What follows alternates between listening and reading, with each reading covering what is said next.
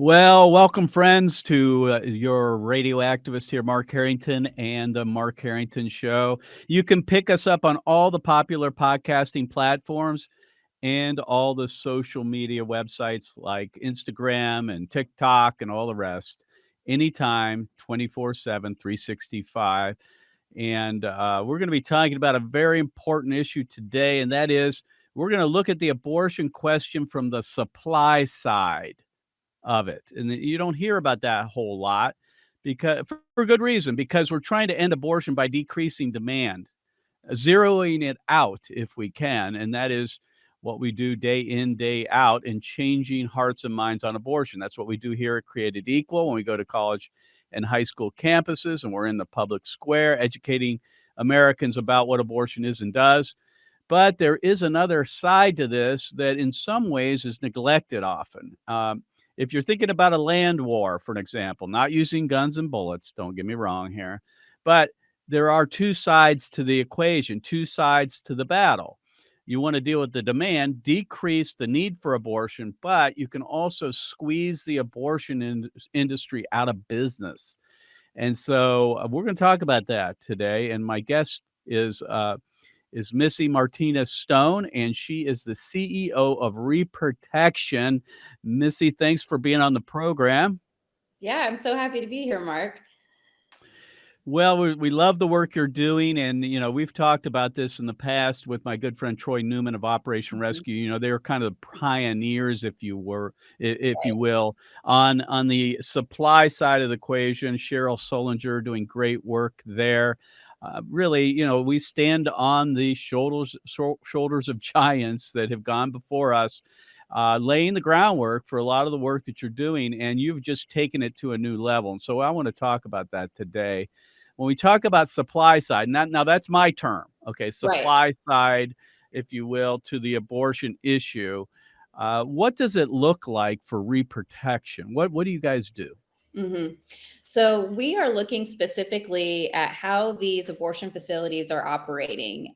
We Mhm. know that abortion facilities tend to bend and break every law that they can. There's an entitlement that they are above state regulations, federal regulations, and agencies are really hesitant to enforce laws on them, to regulate them because of the controversy surrounding abortion. And so we're looking at the operational side. What are they doing to break the laws? And how do we hold them accountable with those agencies? And the ultimate goal is to shut down the facility based on their Right. own misdeeds. Right. It's interesting. I've been to the Supreme Court. I'm sure you have. And there's been a whole lot of in the past, before the Dobbs case, a lot of regulations that were before the US Supreme Court, right? A lot of restrictions, the laws, state laws. We've really trimmed around the edges of Roe versus Wade until recently when we started going to the heart of Roe by passing bans, outright bans on abortion. And one of the criticisms you'd hear is, well, you people don't want to end abortion. You just want to regulate it. How do you respond to that? hmm Well, we know that the abortion industry, they're not just breaking abortion regulations; they're breaking basic medical regulations. And so these are Mhm. people that should just not be practicing medicine. Period. And Right. our strategy really. They are self-selecting out. If they're not going to run their facilities in a way that is safe, where they're sanitizing their equipment, where they are treating their patients ethically, where they are monitoring vitals, then they shouldn't be practicing. Period. I said, Right. if we could get every abortion facility functioning like an actual ambulatory surgical center, most of them would close based on their own Mhm. practices, and that's not our fault. Right. Exactly. I mean, we've passed a lot of laws regulating abortion clinics here in Ohio, and it follows that if you're going to kill babies, right? If you're going to kill babies, which is against the moral law of God and should be against the law as far as the civil government, you're probably not going to be following the other rules and regulations and laws in a state like Ohio or any Right. other. So these are people that are lawbreakers, and it makes sense that they would break the law, and we should do what we can to enforce those. So let's talk about that. how do you get, say, a state like Ohio, which, is more or less a red state, kind of a purple state more. Mhm. How do you get states like Ohio, the government that is, to actually enforce these laws? We've had a whole lot of problem with that, and I'm sure that's a problem around the country. What do you Yeah. guys do to get them to actually enforce it? Yeah. So we start with getting really clear evidence from firsthand encounters. So we're talking to the women themselves, or the pregnancy centers, or the sidewalk advocates Mhm. that experienced these violations firsthand. And we document it in a way that it leaves no questions. I know sometimes in the past, pro-lifers have in good with good intention filed complaints, but they didn't have standing. It's a Right. really big issue, is making sure we're getting information that would hold up under scrutiny, and that these agencies can't ignore. And so we start with getting really good documentation, and then it's And you get really. those from whom? Who provides you that information? So we have an official partnership with Sidewalk Advocates for Life, the national group. Okay. So any of the sidewalk advocates that are out in front of the abortion facilities, that are serving the abortion-minded patients and their families, if they see something, they're told to call us. And so we're getting really good information from those contacts, as well as pregnancy centers. We partner with Heartbeat International as well. Again, Mhm. we're the reporting organization for all of their affiliates as well. And we train them on how to collect information in a way that doesn't put the client in any kind of situation where she feels pressured, or, we're not publicizing it. But we've created a safe place for them to bring that information. So you have sidewalk advocates all across the country who are Mhm. out in front of these abortion facilities. They are your best, eyes and ears on the ground.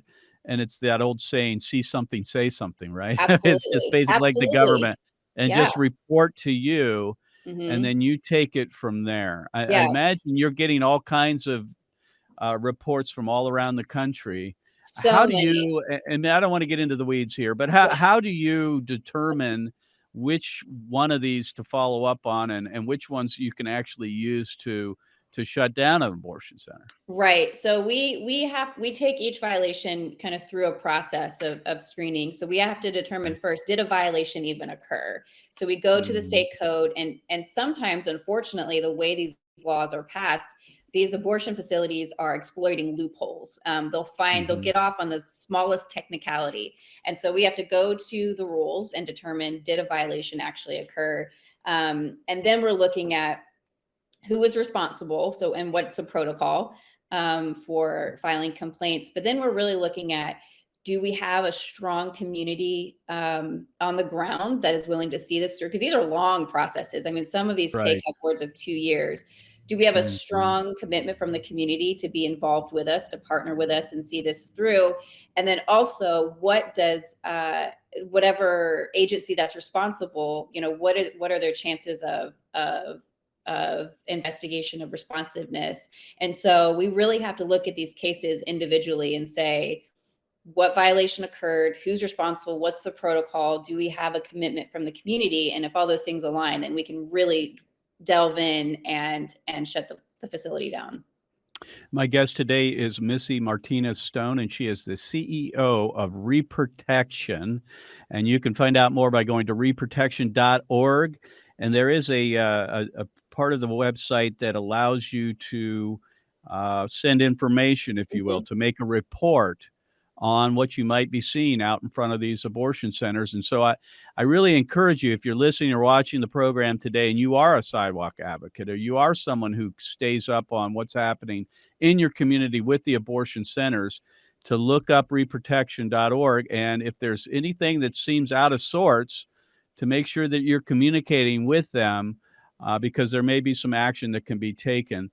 Missy, I want to go to the question of, when it comes to supply side, if there's still demand for abortion, we know that men and women are going to seek it out. And obviously, we need to work to decrease that. And we're working Mhm. hard, as Mhm. many people are. You know, I've had the accusation when we did some of this with our Project Weak Link, which was the exposure of medical waste companies, say, well, it's just whack-a-mole. You're whacking them here and they're coming up over here. And I'd always tell them, well, you know, that may shut down some abortion centers. And when that does, Right. babies are saved. Yeah. Babies are saved, right? And so Right. how do you respond to that if you hear that criticism? If you do, how would you Yeah, respond? I mean, this is where we really focus on. This is a community effort. It's not enough to just close down the facility. And we said that as soon as the Dobbs decision came out, and everyone was like, are Mhm. you still gonna have a job?" But I'm in Kentucky. Oh, in fact, I Abortion- think your job is secure with the Dobbs decision because That's now what. you have these abortion havens and these sanctuaries, right? Well, So, even yeah, in let's states where abortion is illegal, like in uh Kentucky, I mean, we had to explain to people, just because abortion is essentially illegal here, how do we know that that's being enforced? Who is in right. charge of that enforcement? How do we know the Mhm. abortion facility, again, is not exploiting the loopholes? But also, women are now traveling to Southern Illinois, to Ohio, Right. and they're going to come back into our community with really horrific experiences. And so, no matter where the abortions are occurring, the people in the community have to be diligent to meet women that have these really traumatic abortion experiences. I mean, it really, like, everybody's got to be playing their part here. Like, it's not enough that we shut down the facility, and say in Pensacola. That's great. And my prayer is that, because it's not as easily accessible, that will be enough of a deterrent that some women will choose life. But some of them will travel, and so we need to make sure where they're going is also being investigated, that they're being referred back to pregnancy centers in Pensacola. And we're dealing with this on both sides. You know, there used to be an old bumper sticker, I haven't seen it recently, it says, "Visualize abortionists on trial." And I was like, well, that's where they belong. I mean, Yeah. whether we get them for killing babies, which, you know, we are now starting to see laws passed that are going Mhm. to criminalize abortion and send abortionists to jail, Right. but we've also seen abortionists like Kermit Garsnell go to jail Yeah. because of what he did, so Finally. Yeah. there are other ways to get to the final, to get to that conclusion of actually bringing justice to the Mhm. ones that perpetrate abortion, and that's what you're Yeah. trying to do, in Yeah, part, right? and the people, I try to explain to people, even pro-choice people, um, can get behind the fact that a lot of these physicians that we are investigating, and I know that you have seen, there's a reason they're in the abortion industry. They probably couldn't work Mhm. anywhere else. Most of Right. the time, they have a history of medical negligence. They've had multiple medical malpractice lawsuits. We've had cases where, the abortion facility owner has had their license revoked because of drug trafficking. I mean, the people that are drawn to this industry are not on the up and up, and should not Mhm. be practicing medicine anywhere. And so, you would think Mhm. that that would make it easier. But these agencies are just so reluctant to step in. Even, we have another case, where the abortionist was convicted of Medicaid fraud. I mean, these are not physicians, Right. that are practicing ethically, period. Well, you know, my good friend Mark Crutcher, who Mm, unfortunately passed away in yeah. the last week or so, used to say that abortionists are the bottom feeders of the medical Yes. community. It's true, Yeah. and that's who they are, and so we should be able to catch them in their misdeeds. Yeah. Let's finish up with this question. In a post-Roe America, Mhm. okay, where Roe versus Wade is no longer the law of the land as far as it goes with the Supreme Court, Sure. how do you see this working out? I mean, we have this patchwork now of Yeah. abortion haven states or sanctuaries and abortion free states. Mhm. You've had some successes in Yeah. closing abortion centers. Share a story of one of those successes. Yeah, so we've shut down 2 abortion facilities in Florida. We stopped 2 facilities from opening in upstate New York, and another state. We've had some places fined, but even in post-Roe America, I mean, we're having more laws being passed, and then you've got these abortion sanctuary states. I mean, enforcement is still a problem everywhere. And so, Yeah. in states where it's that are abortion havens, they're going to be breaking, again, general medical practitioner laws. We've got Mhm. issues of human trafficking, of not reporting abuse on a minor. So we're seeing those in states, where abortion is protected, and we can still take those to the appropriate agencies. And so really, we've just developed strategies for every state. What is their current situation, and how can we strategically shut down those facilities depending on where their state has now landed in a post-Roe America? What I really appreciate about your organization is I understand the meticulous work that you do. Yeah, you do. Yeah, I mean, because Yeah.